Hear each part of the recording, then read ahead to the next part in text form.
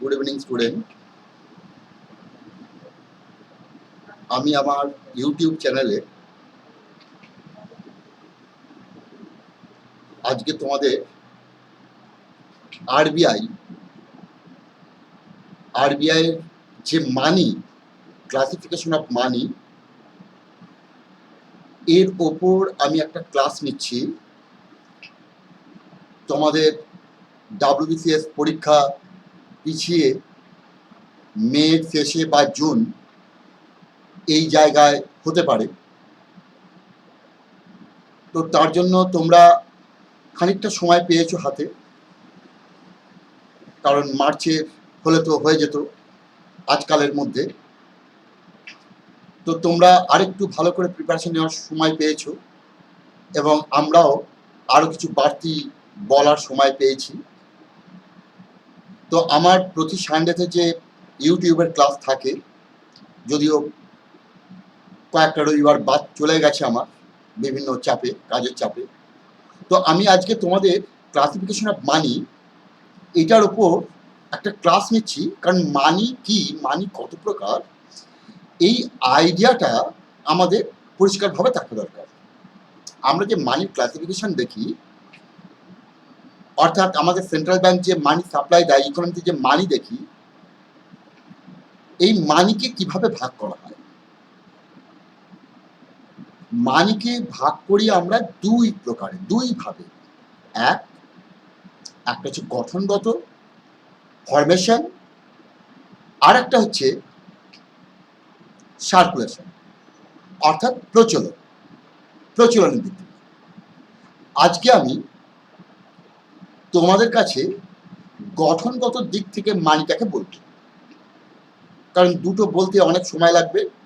ইউটিউবে এতক্ষণ ধরে শোনা বা দেখার ধৈর্য হয়তো তোমাদের থাকবে না, পরে অন্য কোনো দিন আমি পরের পার্টটা নেব। তো এই যে ফরমেশন, এই ফরমেশন মানে গঠন। এবারে যে গঠনগত দিক থেকে মানিকে আমরা দুটো দিক থেকে দেখি। এই যে গঠনগত বলছি আমরা, অর্থাৎ মানির গঠন, এর উপর থেকে আমরা মানিকে দুটো ভাগে দেখে থাকি। একটা হচ্ছে আধুনিক, বর্তমান, আর আরেকটা হচ্ছে আগে, পূর্বে। অর্থাৎ আমরা মূলত মনে করতাম যে মানির ব্যাপারে যাবতীয় দায়বদ্ধতা আরবিআই, সেন্ট্রাল ব্যাংকের, আর কারোর দায়বদ্ধতা নেই। মানি কি, কোনগুলোকে মানি বলবো, কোন মানি আমরা নেবো, ব্যবহার করব, সমস্ত মানির ক্ষেত্রেই আমরা একচেটিয়া মালিকানা দিয়ে দিয়েছিলাম আরবিআইকে, এবং আরবিআইয়ের দায়বদ্ধতাকে আমরা স্বীকার করেছিলাম। তাহলে আরবিআই যেখানে লায়াবিলিটিস যেখানে শুধুমাত্র আরবিআই, সেই ক্ষেত্রে আমরা মানিকে ভাগ করেছিলাম মনিটারি বেস। তাহলে প্রথমে আমরা সেই জায়গাটা আসি। মনিটারি বেসে আমরা যেখানে মানিকে ভাগ করছি, নাম্বার 1 রিজার্ভ মানি আর বেস মানি, এটাকে আমরা ডিনোট করছি M0। Currency in circulation with RBI, currency in circulation with RBI. তাহলে তোমার প্রশ্ন হবে যে currency in circulation with RBI মানেটা বুঝলাম না। ব্যাপারটা হচ্ছে আরবিআই দেশের সেন্ট্রাল ব্যাংক, তার কাস্টমার কারা, সরকার আর বিভিন্ন ব্যাংক। তাহলে তাদের মধ্যে যে সার্কুলেশন, এটা হচ্ছে currency in circulation with RBI, plus bankers deposit with RBI. বিভিন্ন ব্যাংক, যেমন তুমি যেমন কোন একটা ব্যাংকে অ্যাকাউন্ট খুলে রেখেছো, সেখানে তোমার কিছু টাকা জমা করা আছে, বা তুমি ওই ব্যাংক থেকেই তোমার বাড়ি করার জন্য, গাড়ি কেনার জন্য লোন নিয়েছো, তাহলে তোমার ওখানে দুটো অ্যাকাউন্ট আছে, একটার নাম ডিপোজিট অ্যাকাউন্ট আর একটার নাম লোন অ্যাকাউন্ট। তেমন কমার্শিয়াল ব্যাংকগুলো আরবিআই এর ঘরে তাদের নামে অ্যাকাউন্ট খুলে, সেখানে তারা তাদের হাতে যে রিজার্ভ সেটাকে জমা রাখে, অথবা প্রয়োজন পড়লে সেখান থেকে লোন নেয়, একটা লোন অ্যাকাউন্ট থাকে। তাহলে সমস্ত ব্যাংক আরবিআইয়ের সঙ্গে যে অ্যাকাউন্ট মেনটেন করে সেটা deposit with the RBI. Other deposit with the RBI অর্থাৎ বিভিন্ন সরকারের হয়ে কাজ করে আরবিআই। তাহলে আমার তোমার যেমন ব্যাংকের ডিপোজিট, সরকারেরও ডিপোজিট আছে ব্যাংকে। তাহলে ব্যাংক ছাড়া সেন্ট্রাল ব্যাংকে সরকারের যে ডিপোজিট, স্টেট গভর্নমেন্ট, সেন্ট্রাল গভর্নমেন্টের বিভিন্ন সেন্ট্রাল এজেন্সি যাদের লেনদেন চলে, সেই জায়গা থেকে আমরা দেখি other deposit with the RBI. Foreign trade, যে ডলার পাউন্ড স্টার্লিংয়ের যে বিজনেস, সেই জায়গা থেকে অর্থ আরবিআই ঘরে রাখা থাকে। এইটাকে নিয়ে আমরা বলি M0 অর্থাৎ রিজার্ভ মানি আর বেস মানি। 2 নম্বর হচ্ছে ন্যারো মানি। ন্যারো এইটাকে ডিফাইন করেছি আমরা M1, currency with the public. এবার আমরা চলে এলাম শুনে, তুমি আমি সবাই বাজারে কার সঙ্গে? কমার্শিয়াল ব্যাংকের সঙ্গে। এখানে কিন্তু আরবিআই থাকবে না। Net demand deposit with the banking system, আমরা কমার্শিয়াল ব্যাংকের যেটা রেখেছি সেটা। আদার ডিপোজিট, এইটা ভুল আছে, আদার ডিপোজিট এইটা ভুল আছে। আদার ডিপোজিট আরবিআই হবে না, আদার ডিপোজিট উইথ দ্য এটা আদার ডিপোজিট উইথ দ্য ব্যাংক, এইটা হবে আদার ডিপোজিট উইথ দ্য ব্যাংক। তাহলে অন্যান্য বিভিন্ন সংস্থা, প্রাইভেট, পাবলিক, বিভিন্ন বিজনেস, বিভিন্ন ইনস্টিটিউশনস, বিভিন্ন নন ফিনান্সিয়াল এজেন্সিস, এরা ব্যাংকের সঙ্গে লেনদেন করে। তাহলে এইগুলোকে নিয়ে আমরা বলি narrow money. Intermediate money or M2। কেন এটা M2 ইন্টারমিডিয়েট কেন? কারণ এটা ইন্টারমিডিয়েট মানে মধ্যবর্তী, অর্থাৎ এই মানিটাকে আমরা M1 এর মধ্যে রাখতে পারি না, ন্যারো মানি। আবার M3 ব্রড মানি, তার মধ্যেও আমরা রাখতে পারি না। যেহেতু এটা M3 এর মধ্যেও পড়ছে না, M1 এর মধ্যে পড়ছে না, কিন্তু M1 আর M3 মাঝামাঝি একটা জায়গায়, কারণ এখানে আছে M1 প্লাস, তাহলে M1 কে পেরিয়ে এলাম। Plus saving deposit with post office savings bank. Post office savings ব্যাংকের ব্যাপারটা কি? আমি যদি ব্যাংকে সেভিংস করি, ব্যাংক কিন্তু আমার টাকাটা বিজনেসে খাটাতে পারে, সে ধার দিতে পারে, সে লোন দিতে পারে, সে ইনভেস্ট করতে পারে, কিন্তু পোস্ট অফিস কিন্তু এরকম কাজ করে না। আমি ব্যাংক থেকে আমার টাকা উইথড্রয়াল স্লিপ বা চেক, সেই ব্যাংকের চেক কেটে আমি তুলতে পারি। পোস্ট অফিসে কিন্তু এইভাবে উইথড্র করা যায় না। তাই এই সেভিংস ডিপোজিটটা যখন আমি M1 এর সঙ্গে যুক্ত করে দিলাম, তখন এটা একটা নতুন প্রকারের মানি চলে এলো, যেটা M2 অর্থাৎ ইন্টারমিডিয়েট। এর পরের মানিটাকে আমরা বলি ব্রড, M3। এটার মধ্যে M1 আছে, ঠিক আগের মতো M1, যেমন ইন্টারমিডিয়েট আছে M1, কিন্তু এখানে ছিল saving deposit with the post office, এখানে সেই জায়গায় চলে এলো net time deposit of banks. Net time deposit of banks, আমরা এই ধরনের শব্দ এখানেও পড়েছি। দেখো, এই যে net demand deposit with banking system. Net demand deposit with banking system মানে, ডিমান্ড ডিপোজিট মানে চাওয়া মাত্রই ফেরত নেব, আমি যখনই চাইবো ব্যাংক। তাহলে আজকে তুমি তোমার এটিএম থেকে তুললে, আর আজকে আমি ব্যাংকে গিয়ে টাকা জমা দিলাম, এই শর্তে যে আমার যখন লাগবে তুলবে। তাহলে আজকে একটা ডিমান্ড ডিপোজিট জমা হলো, একটা ডিমান্ড ডিপোজিট উইথড্র হলো। তাহলে প্রতিদিন এই কাজটা চলছে ব্যাংকিং সিস্টেমে। তাহলে যত ডিপোজিট হলো আর যত উইথড্র হচ্ছে প্রতিদিন যত ডিপোজিট হচ্ছে, প্রতিদিন যত উইথড্র হচ্ছে, তার যে ডিফারেন্স, তাকে আমরা বলেছি net demand deposit with the banking system. আর এখানে net time deposit of banks, net time deposit of banks মানে আমি 5 বছরের জন্য টাকা রেখেছিলাম, তুমি 10 বছরের জন্য টাকা রেখেছিলে, তাহলে এগুলো সব টাইম ডিপোজিট। এবার তোমার 5 বছরের টাকাটা ম্যাচিওর হয়েছে, তুমি তুলে নেবে। আমার 10 বছরের টাকাটা ম্যাচিওর হয়েছে, আমি তুলে নেবো। ঠিক তেমনই যেদিন যেদিন আমাদের ম্যাচিওর হচ্ছে সেদিন আবার কেউ তাদের টাকা ওই টাইম ডিপোজিটে ভরছে, রাখছে। তাহলে টাইম ডিপোজিটে ব্যাংক রিসিভ করলো, আর টাইম ডিপোজিট ম্যাচিওর হওয়ার পর ব্যাংক দিল। তাহলে এদের ডিফারেন্স হচ্ছে net time deposit of banks. M4 M3 plus total deposit with the post office savings organization excluding national savings certificates। ব্যাপারটা হচ্ছে এইটা পুরোপুরি কেন্দ্রীয় সরকারের জায়গা, তার ফলে M4 এর মধ্যে M3 অর্থাৎ একটা পার্সিয়াল পার্টে আরবিআই দায়িত্ব, বাকি পার্টটা কিন্তু কেন্দ্রীয় সরকারের অধীনস্থ। তাই ন্যাশনাল সেভিং সার্টিফিকেট ইস্যু করে সরকার, পোস্ট অফিস, কেন্দ্রীয় সরকারের বিষয়, এখানে আরবিআই কোনো ভূমিকা নেই। তাই এইটাকে আমরা রেখে দিচ্ছি M4 এর জায়গায়।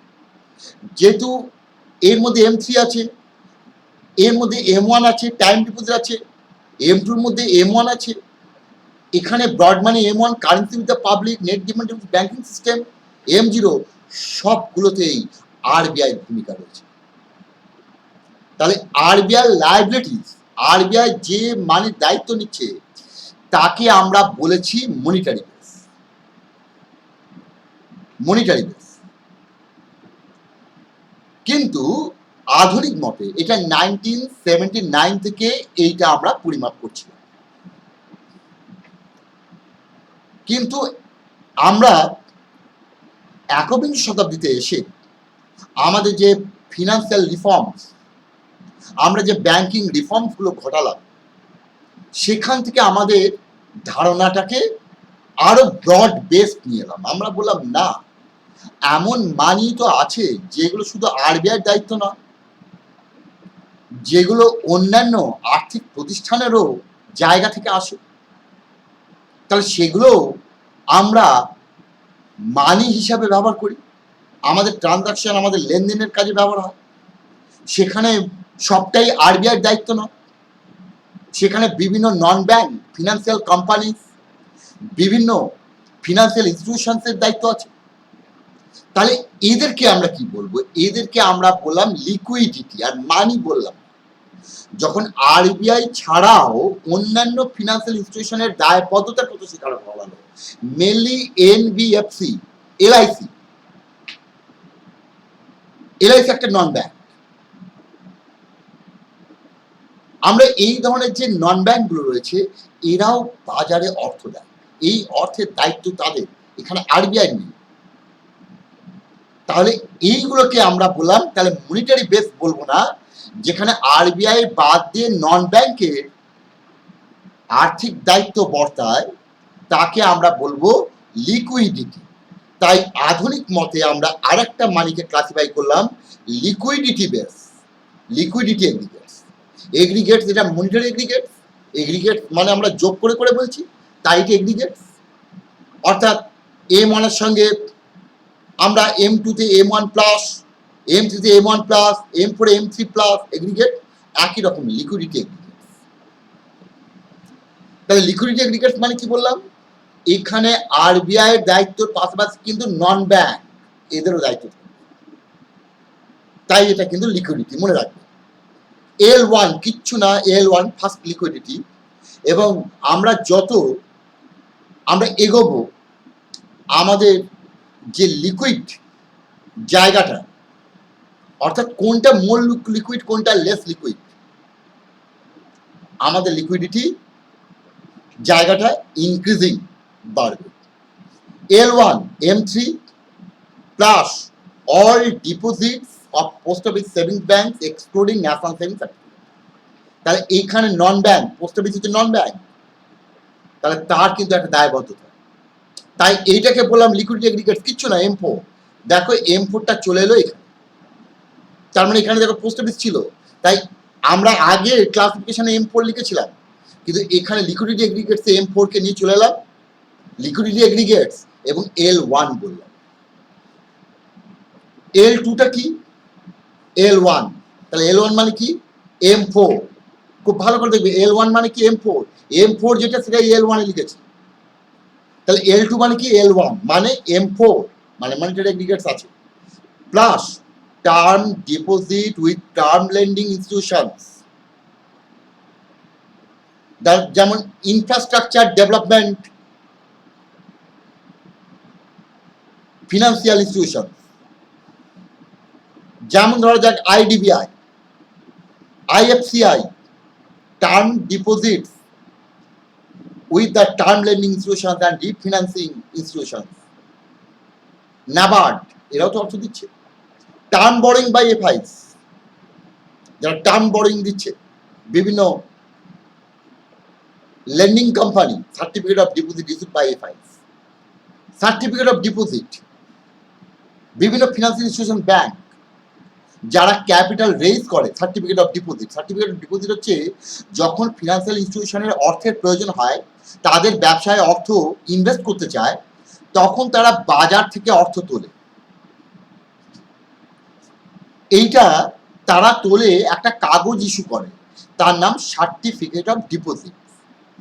মিনিমাম 1 crore রেজ করতে পারবে, এবং এইগুলো হবে 25 lakhs মাল্টিপল। এরকম কত করতে পারবে তারা? তাদের যে পরিমাণ ক্যাপিটাল রিকোয়ারমেন্ট তার 10% তারা সার্টিফিকেট ডিপোজিট ইস্যু করে তুলতে পারবে। এটা আমার ব্যাংকের যে ক্লাস সেখানে আমি নিয়েছি, বলা আছে। নেক্সট হচ্ছে L3, লাস্ট। তাহলে দেখো এর মধ্যে কি হলো? L2। তার মানে L2 এর মধ্যে কি আছে? L1 প্লাস এটা। L1 এর মধ্যে কি আছে? M4। Public deposit of non banking financial company, মানে সবাইকে নিয়ে সমস্ত যত NBFCs আছে, টার্ম লেন্ডিং, টার্ম বরোইং, বিভিন্ন financial institution, non banking company, সবাইকে নিয়ে হচ্ছে L3 লিকুইডিটি। তাহলে এইটা হচ্ছে ফরমেশন, অর্থাৎ লিকুইডিটি বেসটা আমি আগেই বলছি, যেখানে দায়বদ্ধতা থাকবে, অর্থের প্রতি দায়বদ্ধতা, লায়াবিলিটিস বেশি নন ব্যাংকের, তাকে আমরা ক্যাটেগরাইজ করছি লিকুইডিটি এগ্রিগেটস। যেখানে RBI দায়বদ্ধতা বেশি, তাকে আমরা ক্লাসিফাই করছি মনিটারি এগ্রিগেটস। এবং এই যে মানি supply as a term indicate the total value of monetary assets available in an economy at a given point of time. আজকে 21 মার্চ, আজকের ইকোনমিতে কি পরিমাণ অর্থ আছে সেটাই total value of money in the economy. তাহলে ইট ইনক্লুডস কি কি? Currency and coins in circulation. তাহলে মানির মধ্যে কি কি থাকে? Demand and time deposit of banks, post office deposits and such related instruments. তার মানে আমরা শুধু ব্যাংকের টাকাই ধরছি না, পোস্ট অফিস, তার মানে বর্তমানে আমরা মানি সাপ্লাইয়ের মধ্যে লিকুইডিটি এগ্রিগেটসকে রাখছি। It is important that the RBI should keep track of the money supply in different ways so that it can estimate growth, investment, inflation, consumption. তাহলে RBI এর কাজ হচ্ছে সবসময় ইকোনমিতে কি পরিমাণ মানি রয়েছে, পরিচালিত হচ্ছে, তাকে নজরে রাখা, ট্র্যাক করা, যাতে পরিমাপ করা যায় গ্রোথ কত, ইনভেস্টমেন্ট কি হারে হতে পারে, ইনফ্লেশন কি দাঁড়াতে পারে, কনজাম্পশন, ডিমান্ড কি দাঁড়াতে পারে। তাহলে এই হচ্ছে আমাদের ব্যাংকের মানির ক্ষেত্রটা। ঠিক আছে? তাহলে আমরা আজকে যেটা জানলাম, যে বিভিন্ন মানির ভাগ গঠনগত দিক থেকে, এই গঠনগত দিক থেকে যেমন ভাগ করলাম, তেমন আমরা ভাগ করতে পারি সার্কুলেশন। এই সার্কুলেশনের দিক থেকে যে মানি বার করি, এই যে মানি তোমাকে মনিটাইজড, এই মনিটাইজড ব্যাপারটা কি? এই মনিটাইজড ব্যাপারটা আমরা কি করছি? এই মনিটাইজড মানে কি? ধরো এইটা একটা কাগজ, ধরা যাক এইটা একটা কাগজ, এখানে লেখা আছে ধরা যাক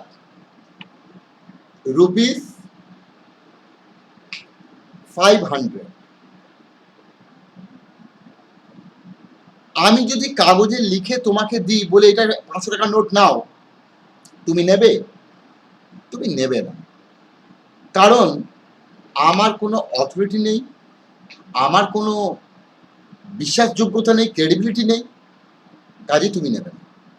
এই কাগজটা নেবে সবাই কেন?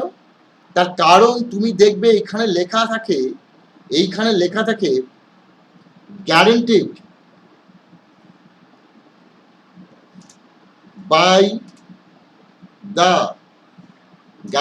by the central government,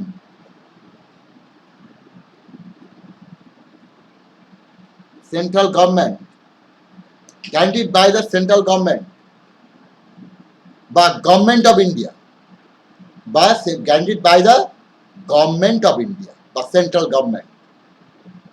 তাহলে আমরা এই যে গ্যারান্টিড সেন্ট্রাল গভর্নমেন্ট বা গভর্নমেন্ট অফ ইন্ডিয়া, যে একই জায়গায় যেটা আমরা বলছি, এখানে তুমি দেখলে রাষ্ট্র বলছে আমি এর গ্যারান্টার, মানে এটা গ্যারান্টি কার্ড। যে মুহূর্তে সরকার এটা লিখলো, যে মুহূর্তে সরকার এই কাগজের উপর এটা লিখে দিল, সঙ্গে সঙ্গে এইটা হয়ে গেল, এইটাকে আমরা বলবো লিগাল টেন্ডার। একে বলবো লিগাল টেন্ডার।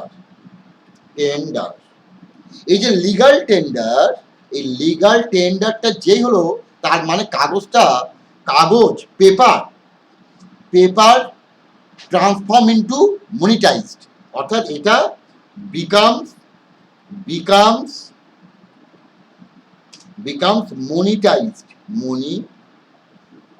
তাই এর নাম হয়ে গেল মানি। যে মুহূর্তে সরকার বলল যে আমি এটার আর গ্যারান্টার নই,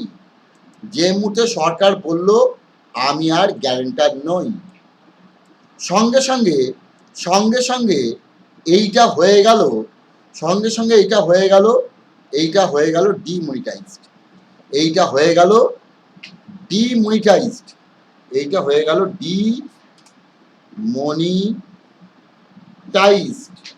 যাকে বলেছিলাম আমরা ডিমনিটাইজেশন। অর্থাৎ তুমি আর বিশ্বাস করছো কারণ সরকার গ্যারান্টার নয়, তাহলে এটা সাধারণ পেপারে রূপান্তরিত হয়ে গেল, তাহলে এ আর মনিটাইজ মানি ভ্যালু আর রইল না, তাকে আমরা বলি ডিমনিটাইজেশন। নেক্সট ক্লাসে আমি এইটা নিয়ে বলবো এবং ব্যবহারগত দিক থেকে মানি কত প্রকার, সেই জায়গা থেকে আমরা আসবো। ওকে, আশা করি ক্লাসটা যদি তোমাদের ভালো লাগে তাহলে তোমরা অবশ্যই শেয়ার করবে, সাবস্ক্রাইব করবে, এবং যদি কোনো প্রশ্ন থাকে কমেন্ট বক্সে লিখে জানাবে। আমি চেষ্টা করব তোমাদের সমস্ত প্রশ্নের উত্তর দেওয়ার। ওকে, থ্যাংক ইউ।